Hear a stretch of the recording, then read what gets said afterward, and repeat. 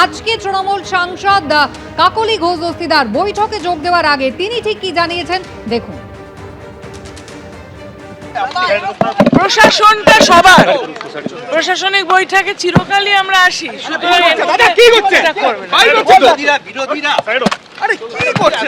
প্রশাসন সবার, প্রশাসনটা সবার, প্রশাসনটা কোনো দলীয় কর্মসূচি নয়। এলাকার কাজটা তো করতে হবে, তার জন্যই এসেছি, এলাকার উন্নয়নের স্বার্থেই এসেছি। First time MLA. আমি এর আগেও কোনোদিন তৃণমূলের রাজ্য সরকার থাকাকালীন কোনো মিটিং অ্যাটেন্ড করিনি। কাদের ডাকা কি করে থাকবো, আমি তো বিধায়ক ছিলাম না, আমি ফার্স্ট টাইম বিধায়ক, সুতরাং কাদের ডাকা হতো কাদের ডাকা হতো না এ ব্যাপারে আমি অ্যাওয়ার না। ফার্স্ট টাইম এমএলএ হয়েছি, কল পেয়েছি, ডাক পেয়েছি, এলাকার ডেভেলপমেন্ট করতে হবে, দেগঙ্গা প্রান্তিক গ্রামীণ এলাকা, মানুষের জন্য কাজ করতে হবে, তার জন্য আমি দায়বদ্ধ। মানুষ জিতিয়েছে, রাজ্য সরকারের কাছ থেকে সেই কাজের আর্জি রাখবো, নিশ্চিতভাবে রাখবো, সেই জন্য এই মিটিংয়ে আসা। দলের কাছ থেকে, দল কোনো বিরোধের জায়গায় নেই, দল তো আমাদের কোনো ইনস্ট্রাকশন দেয়নি, নিশ্চিতভাবে কোনো ইনস্ট্রাকশন নেই। কারণ আপনাদের প্রাক্তন মুখ্যমন্ত্রী বলছেন যে তিনি এই জয়টা মানেনি না, সেই ক্ষেত্রে এই সরকার মানে গতকাল দেখুন, আমি আবারও বলছি, আমি আমার এলাকার মানুষের প্রতি দায়বদ্ধ, এলাকার মানুষের জন্য ডেভেলপমেন্ট করতে দায়বদ্ধ। তারা আমাকে যে জিতিয়েছে তাদের জন্য আমায় কাজ করতে হবে, নিশ্চিতভাবে সেই কাজ করার জন্য যা সরকার, যে রাজ্য সরকার আছে সেই রাজ্য সরকারের কাছ থেকে আমাদের সহযোগিতা নিয়ে এলাকা ডেভেলপমেন্ট করতে হবে। দলীয় কোনো অনুষ্ঠান তো নয়, একেবারেই সরকারি অনুষ্ঠান, সাধারণ মানুষের জন্য এই প্রশাসনিক বৈঠকে তারা অংশ নিচ্ছেন, এমনই কিন্তু শাসক দলের বিরোধী দলের জনপ্রতিনিধিরা তারা বারবার বলছেন। ঋতব্রত বন্দ্যোপাধ্যায়, উলুবেড়িয়া পূর্বে তৃণমূল কংগ্রেসের বিধায়ক, আগের দিনও তিনি বলেছিলেন সুস্থ গণতন্ত্রের এটাই উদাহরণ, আগামীকাল বৈঠক রয়েছে, তাতেও তিনি যোগ দেবেন এমনটাই জানিয়েছেন। সদর্থকভাবে দেখছি, খুব পজিটিভলি দেখছি। এই যোগদান অত্যন্ত জরুরি, কেননা সংসদীয় গণতন্ত্রে সরকার একটা প্রশাসনিক মিটিং ডেকেছে, আমরা সবাই মানুষের ভোটে নির্বাচিত, মানুষের কাছে দায়বদ্ধ।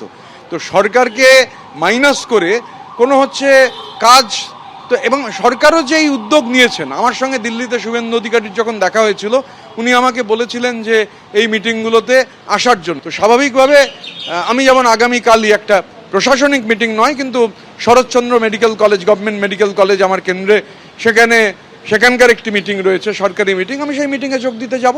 অন্যতম শক্তিশালী কণ্ঠস্বর, শক্তিশালী কলম, কবির সুমনের একটা বিখ্যাত গান আছে, বিরোধীকে বলতে দাও, বিরোধীকে বলতে দাও, বিরোধীকে বলতে দাও তোমার ভুলের ফর্দ দিক। গণতন্ত্রের জন্য এটা খুব জরুরি যে বিরোধীর কথা বলতে পারা। দুর্ভাগ্যজনকভাবে একটা ধারাবাহিকতা ছিল যেখানে বিরোধীরা ডাক পেতেন না, এটা স্বাস্থ্যকর নয়। রাজনৈতিক পরিবর্তন যেমন হয়েছে, একই সঙ্গে প্রশাসনিক বৈঠকেও কিন্তু সেই পরিবর্তনের ছোঁয়া একেবারে স্পষ্ট।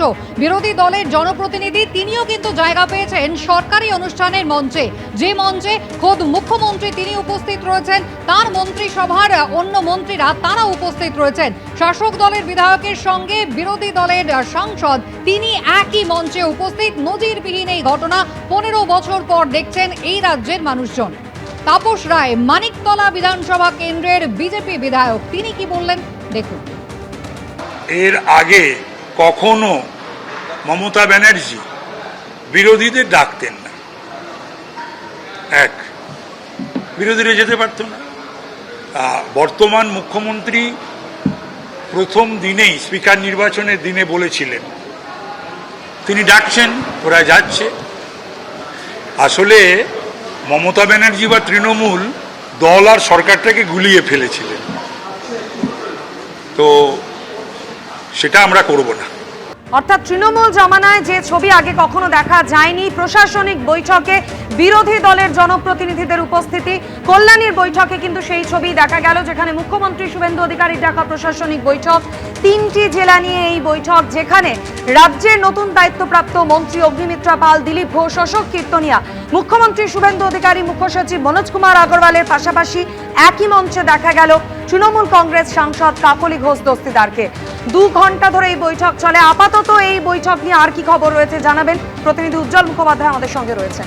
উজ্জ্বল, একেবারেই দেখো, বৈঠক কিন্তু আনুষ্ঠানিকভাবে শেষ, কিন্তু আমরা দেখছি আবার চিফ সেক্রেটারি সহ বাকিরা আবার ভেতরে যাচ্ছেন, কারণ এখনো পর্যন্ত মুখ্যমন্ত্রী কিন্তু বৈঠক ছেড়ে বেরিয়ে আসেননি।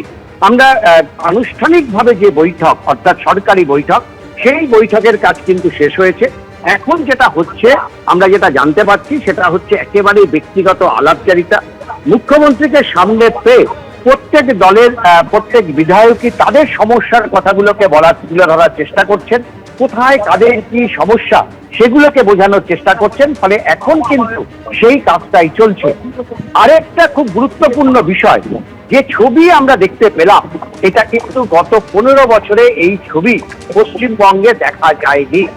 বিরোধী দলের একজন নেত্রী এবং তিনি সাংসদ, এবং একাধিকবার তিনি সাংসদ হয়েছেন, তিনি যখন প্রথমে এই সভাগৃহে এসে উপস্থিত হলেন, এসে যেখানে তার আসন অর্থাৎ নিচে যেখানে বাকি বিধায়করা বসেছেন সেখানেই তিনি বসেছিলেন। কিন্তু আমরা যে জানতে পারছি যে মুখ্যমন্ত্রী আসার সঙ্গে সঙ্গে তাকে কিন্তু ডেকে নেওয়া হয়, এবং যে মঞ্চে এই 4-3জন এরা ছিলেন, মন্ত্রীরা ছিলেন, তাদের জায়গায় তাদের সঙ্গেই কিন্তু তাকে বসতে দেওয়া হয়। আমরা বুঝতে পারছি মুখ্যমন্ত্রী বেরোচ্ছেন, তিনি সাংবাদিক সম্মেলন করবেন এবং প্রশাসনিক যে বৈঠক শেষ করে, এবং তার সঙ্গে কিন্তু আরো বিজেপির যারা বিধায়ক আছেন তারাও রয়েছেন, তারাও আলোচনা করছেন। এবিপি আনন্দ, এগিয়ে থাকে, এগিয়ে রাখে।